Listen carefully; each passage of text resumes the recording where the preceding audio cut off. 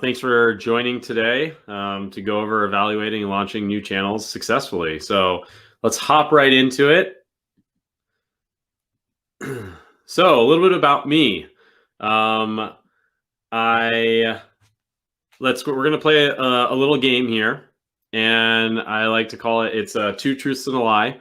So if you're in the chat, I'd love to get you just chatting right now, just so I can get you asking questions, etc. So the rules of engagement here is put your questions in the chat so that I can answer them as we go. But I'm gonna go through. There's about 12 slides here, but I want to make sure that you guys and everyone here, you all can ask questions along the way to make it as interactive as possible. So this first slide is just a real quick, game to get you going on your chat. So there's two truths and a lie here. So let's see if anyone can pick out which one the lie is. So I played professional water polo. I owned a dog poop bag business, or launching new marketing channels is my favorite thing to do. So let's see if the chat, I don't know if the chat right now, I'm seeing private chat. So maybe maybe I didn't set something up right, but I will wait another 10 seconds to see if anybody puts anything in the chat.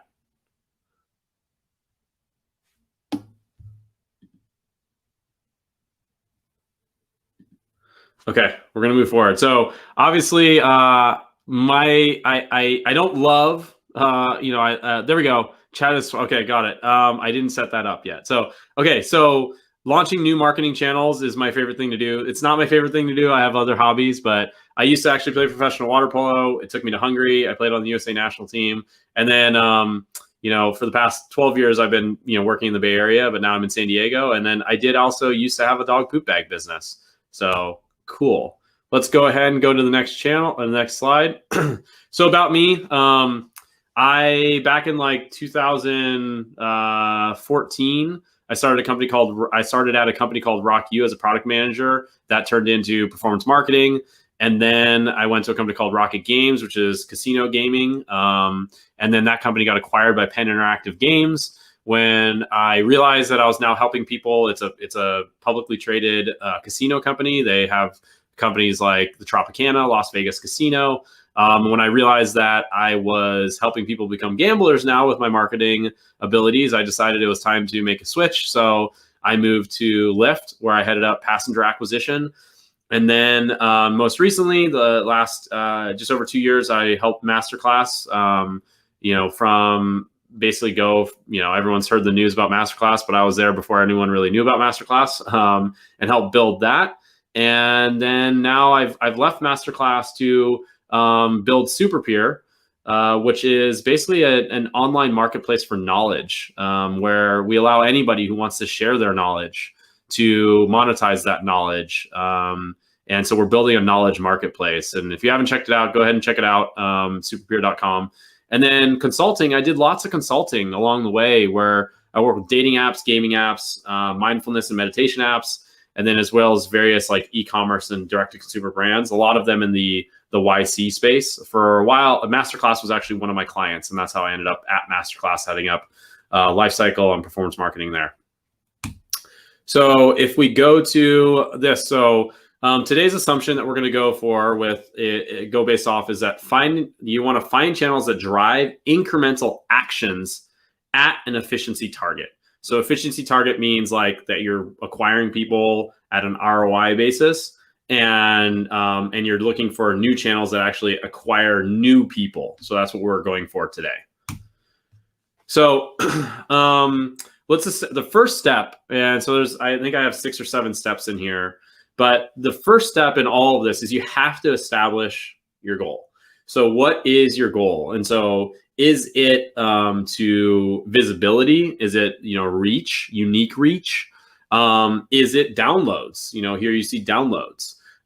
Is it number of subscribers? Do you have a product that has a subscription?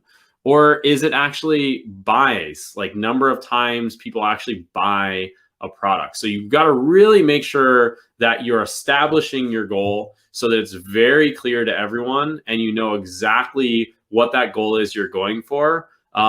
Whenever you have multiple goals, it makes it a little bit harder, but you can do it.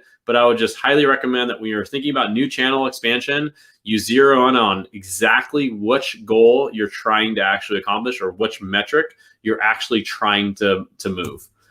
So today, I'm going to make the assumption that most people are actually, given this is like about growth, it's mostly probably based on buying or subscribing, which are very similar, but it's about the transaction of money. So I'm going to say that today's assumption is that we want to be going after the buy, and that the goal is 3% of sales at a target cost per incremental activation. That's what CPI is, cost per incremental activation, or incremental action. In this case, that action is a buy. And then that you need to have enough impact to make a significant difference. So what I mean by this is, let's say I have $100,000 a day in sales and I go and add a new channel, and now my sales are 103,000 a day. It's like, oh, okay, cool. It had a 3% impact. This channel is helping. And so the goal is to make sure that you're only going after channels that can have at least a 3% impact on sales. Otherwise, you're going after channels that could never actually make a difference for you, and you'll never actually even be able to see it. So step number 2 here is you want to create a customer profile. So this is the first step. You have to do it. And this gives you subjective understanding. So when I was in gaming, I didn't do as good of a job of this. I mean, I subjectively knew that in gaming, and specifically in casino space, usually the audience was a little bit older, especially because we were doing, I was doing casino slot machine apps. And so here, like, you really want to make sure you understand the customer profile. So if I could see the chat, I was going to ask everyone here, like, what do you think this product is that I'm talking about here? If you look at my past experience, what is it probably? So you have the product use cases, you have the customer. And so here, what I'm use cases are airport, work, date night, beach, and then different customers are, 18 through 65, 50-50 male, female, education levels, various. And then the location is mostly metropolitan. So if you haven't figured it out yet, this is from my time at Lyft. And so our customer profile was essentially, they could be using Lyft for a multitude of different things. So they could be using Lyft for a ride to the airport. They could be using it for work. They could be using it for date night, beach. And so understanding that customer profile is the first step that you need to actually make sure that you do, is write that customer profile. The next thing you need to do is you need to create a channel list. So now that you have your customer profile, get together with a group of people, and basically start to work on, have that brainstorm work and have everyone say, like, how would I connect with those people now that I know who they are and what their use case is? Where am I going to find those people? And so it's spending that time to then have that interaction with people to come up with that list. And so, you got here, okay, are they looking at magazines? Are they traveling a lot? Is there something here with like a plane or travel? Or are they mostly spending time at home? Are they at work? What are they watching different videos on YouTube? Like, are they spending lots of time on the computer? So are they watching TV? So it's a matter of like understanding and then creating that list. So those are the first two, those are step 2 and 3. And then step 4 is about creating a questionnaire for partners. So once you have that list of potential areas that you can go and look for or go and like advertise to, now you want to find the partner that's the best to go and actually serve up ads or in those places. So what you want to do is you want to start out with a questionnaire. You want to have a templatized list of questions that you can get back from everyone. So the questions that are super important are the payment terms. So, hey, how am I going to pay for this traffic? Is it CPM based? Is it cost per impression? Is it cost per click based? Or is it cost per like actual action based? And so make sure that you understand that. You ask that question. The next one you should ask is you have to ask, like, what is your average CPM or CTR that you see on your platform? And then the next one is audience demographics. So the reason you ask the average CPM, CTR, they're all going to say like, oh, you know, it differs. Well, you got to get a range. It helps you really understand the math of where could this channel actually even be possible to be a viable channel before you actually go through all the effort to actually, set up the page, set up the account, set up the media spend, give them all the creative, and then analyze it. So you kind of want to weed out the ones that just are never going to make it up front. The audience demographic. So how much audience overlap is there? Who is the audience? And is that audience does it have a large overlap with the channels that you're already running on? So Facebook and YouTube audience overlap is the two that I say, like Facebook's a good one, but today, I don't know, maybe you're looking at TikTok audience overlap. I don't know, but look at what audiences you already are hitting and then see what that audience overlap is based on the audience demographic that the channel gives you. And then a lot of companies today are actually giving you as well, if you ask for it, what is your audience overlap with Facebook or Instagram? When I say Facebook, I mean Facebook and Instagram. And then you want to ask for a list of similar clients. The reason this is really important is because it allows you to understand, does this agency, does this channel understand how to buy for this type of product? So I'll give you an example. Pinterest, great product for selling widgets, knickknacks. Not necessarily a great place for app install campaigns. So finding the right client, there might be a few different use cases for app install that like Pinterest works, but making sure there's clients that are similar to you on that platform that are already successful, it makes sense to you should ask for that because then it'll give you an idea if it's working for them. If it's not, there's probably a reason why, and other people have probably tested it and figured out it doesn't work. The time that this doesn't hold is when you got a brand new channel just pop up out of nowhere like TikTok, and it's like, oh my God, everyone's there, we should test it. Then there might not be clients that have already tried it and are using it for that purpose.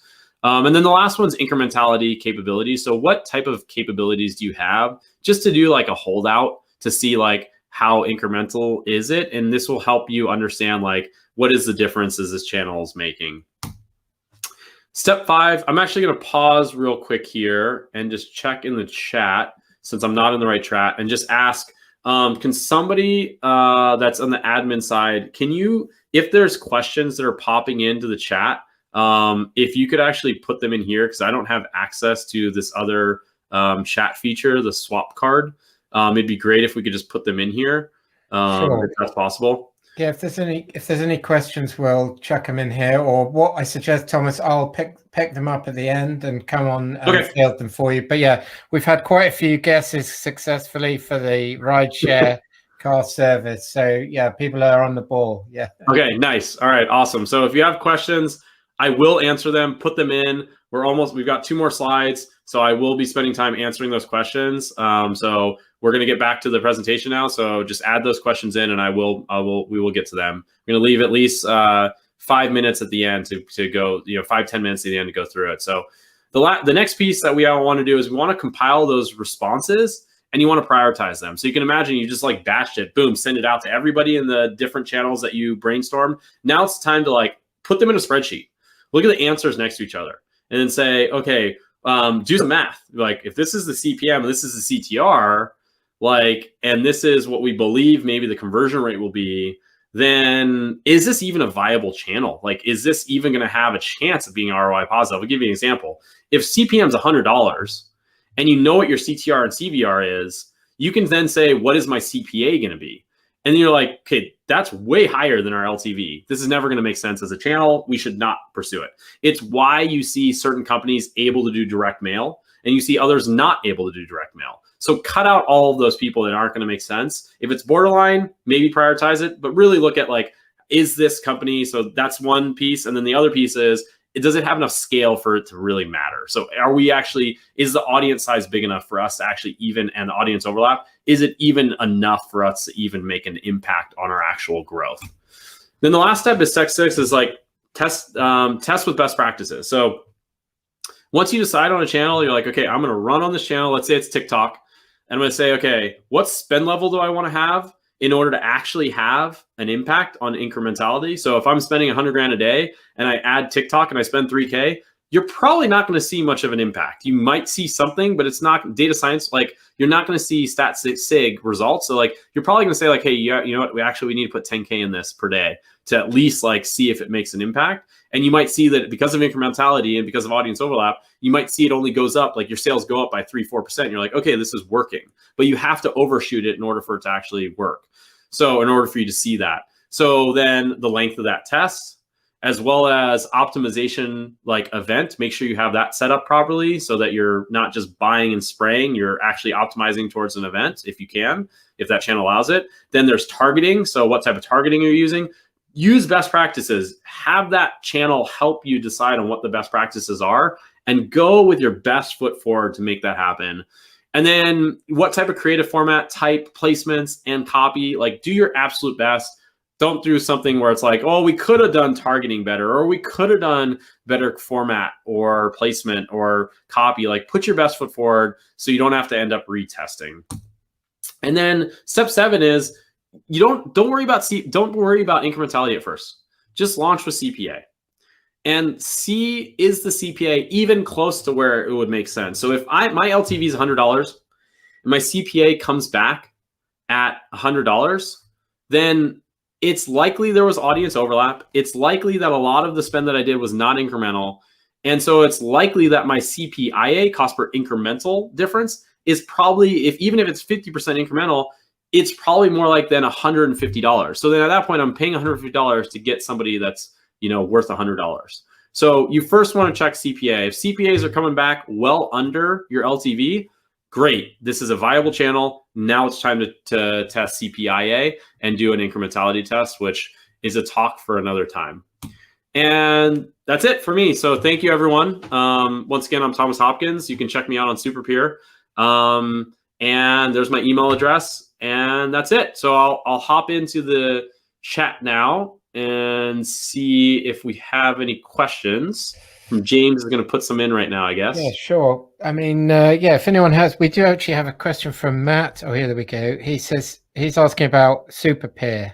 How do you decide who can access SuperPeer?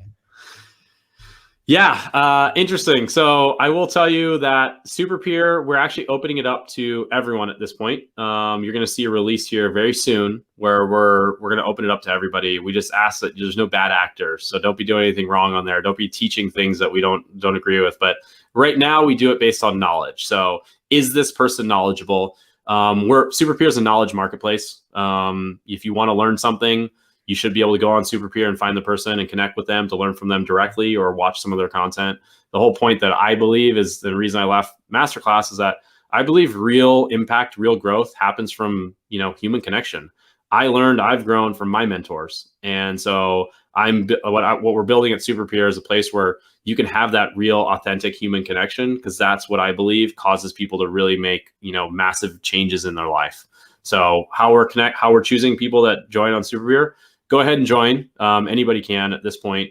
But I would just say that try to be a good person. Okay, that's good. Okay, questions coming in. Garrison is asking, what helped get Masterclass off the ground beyond large contracts with reputable, I guess even more than reputable, amazing creators or personalities? Yeah, great question. What Masterclass did an amazing job of is setting the standard for quality. So before Masterclass, there were people selling information. I mean, information, the knowledge economy is a $1.26 trillion industry. It's massive, right? But what Masterclass did that was different than everybody was create a cinematic experience in the knowledge space. And that didn't exist before Masterclass. They made a product that was both entertaining and educational. Yes, having celebrity status people helps with that because it helps with advertising, and it helps give that inspiration. But what I'll tell you is that that was the game changer. That was the difference, was the ability to basically create a cinematic experience where you're on your Facebook feed or you're on YouTube and you see a Masterclass ad, you're like, okay, I'll watch this.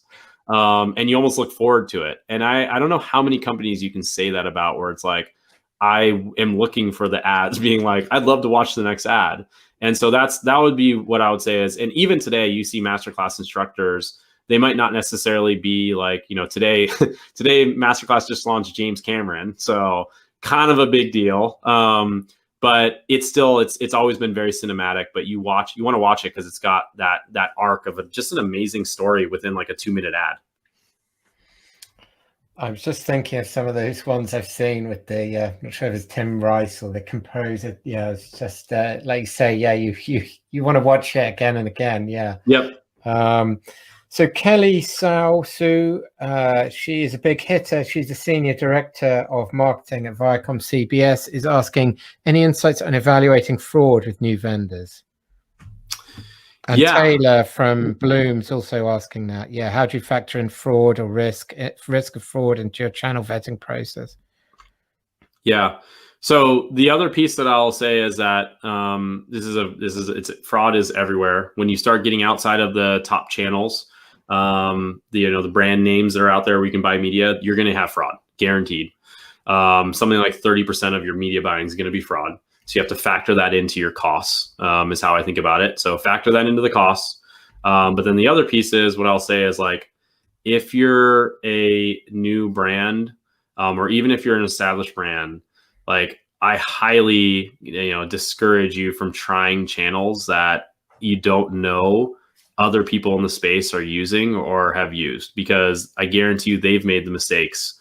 And so take the time to ask around, take the time to make sure you get the other clients, ask for referrals.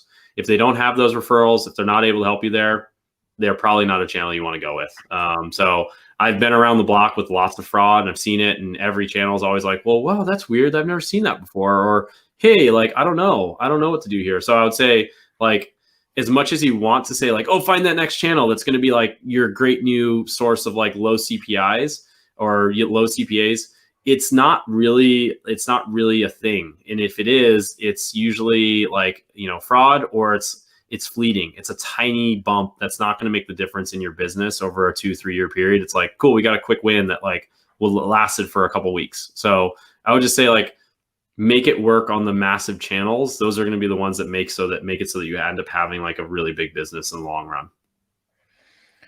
Got it. And what do you define as a channel? Are you talking about a network, sort of, someone's got a bit of traffic here, or are you talking about like an individual, maybe, app or something you can do an affiliate deal with, or a partnership? How do you think about the different types of channels? Yeah, the way that I think about the different types of channels is like, what are all the ways that you could show an ad, or you can bring people to your business. Our goal is to acquire people in terms of like a purchase or a subscribe. And the way to do that is through getting their attention, get their eyeballs, get their ears. And so any way that you can do that via a channel, which is like a media channel, like, a podcast or TV or radio, as different channels would be examples, or, TikTok is another example. Another channel could be like, oh, let's do a direct deal with this website so that our ad is front and center on their page. So there's different channels. That's what I mean by different channels. Anywhere that you can actually bring people to the site. An affiliate marketing channel, like a share sell, that is a channel. And so anything where you can show impressions, or you can get people talking about your product to then drive traffic to your site, that's what I'm calling a channel. Got it. And why look at new channels? At what point do you need to look at channels, new channels beyond just, get better at chucking money at Facebook or YouTube or any of these, is it, when you get really big and you need to scale, or is it actually much earlier than that, because you need to find, things that maybe work better? You can't compete with Supercell for Facebook inventory. Yeah. The answer I would say is like, what I mean by new channels is you already have your base channels that work. So yes, whenever you start, if you're like talking about, I'm starting my new product, what do I need to do? Well, you start out with ASO and SEO. Like that's where you got to start. You start out with like social media and you build that out, and then you get to a certain level. And then you're like, okay, now we need to start doing paid media because we have an idea of what our LTVs of our customers are. You start adding paid media. At that point, you need to test all of the channels and see what you get. And so, but do the same process where you prioritize. What I'm talking about with this is like what this is more for. This talk was more for is like I've already got Facebook, YouTube, Google, and now like what should I add? Which channel should I add? And then deciding on which channel it should be. And so choosing your audience, and then I can tell you like the biggest thing in that steps, the absolute biggest thing is audience overlap. Like you got to go to a place where there's this people that want your product but just haven't seen your ads yet. I can tell you it's absolutely nuts how many people don't know what Masterclass is at this point.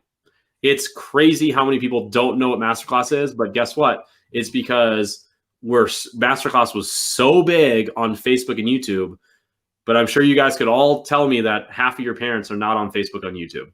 So that's where it's like, oh, there's opportunities for growth in these other areas. So look at your audience and figure out how do I get in front of them, but then still be able to tell my story with best practices for ads. That's what I mean. That's when you go after new channels, when you're like, oh, wow, we're not going after the right place. And a great example, another great example is that is like, mobile gaming. I used to be in the slot machine industry, or I was doing slot machine games. Facebook showed that it had great results, but the whales in slot machine, you go to the slot machine, you and I aren't hanging out on the slot machines. There are people like in their 60s and 70s. They're not on Facebook. They're not on TikTok. How are you going to reach those people and figure out what is the channel that I need to be on to reach those people? Great. Well, I could happily keep sort of chatting with you, Thomas, but I suppose we've got to go on to the next session. Really appreciate you taking part. I'm glad we were able to resurrect this talk for this year. And I'm hoping maybe next time you'll be able to come back and do a talk saying a bit more about SuperPeer, how you've grown it to be such a success, and yeah, maybe some more lessons. Yeah, of course. I really appreciate you giving me the opportunity, James. Thank you, everyone, for sticking around and watching. But connect with me if you have any other follow-up questions you want to chat about. Thanks, Thomas. That was great.